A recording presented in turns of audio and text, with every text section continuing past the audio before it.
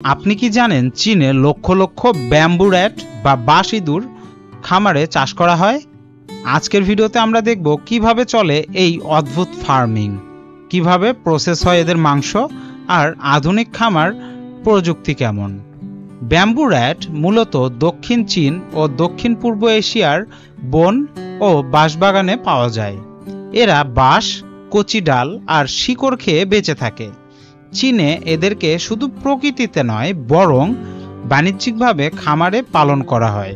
চীনের বিভিন্ন অঞ্চলে বিশাল ব্যাম্বু র্যাট ফার্ম তৈরি করা হয়েছে। কংক্রিট বা ইটের ঘরে ছোট ছোট চেম্বারে এদের রাখা হয়। প্রতিদিন ওদের খাওয়ানো হয় বাঁশ, ভুট্টো, সবজি এবং বিশেষ খাদ্য। রোগ প্রতিরোধের জন্য থাকে পরিষ্কার পরিচ্ছন্ন খামার ব্যবস্থা।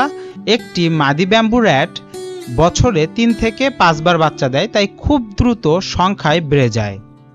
চীনে ব্যাম্বু র্যাটের মাংসকে ডেলিকেসি হিসেবে ধরা হয়। বিশেষ করে দক্ষিণ চীনের রেস্তোরাঁয় ও স্থানীয় বাজারে এর চাহিদা অনেক।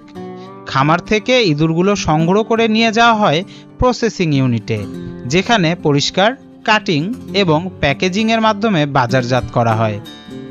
একটি বড় খামার থেকে বছরে হাজার হাজার কেজি মাংস উৎপাদন করা হয়। এজন্য অনেক চাষির কাছে ব্যাম্বু র্যাট ফার্মিং এখন লাভজনক ব্যবসা হিসেবে গড়ে উঠেছে।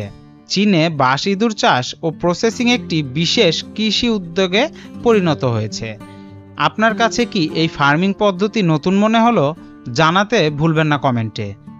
আরও চমকপ্রদ প্রাণী ও ফার্মিং ভিডিওর জন্য পেটস প্যারাডাইস ভিডি সাবস্ক্রাইব করুন। দেখা হবে নতুন ভিডিওতে। ততক্ষণ পর্যন্ত ভালো থাকবেন, সুস্থ থাকবেন। আসসালামু আলাইকুম।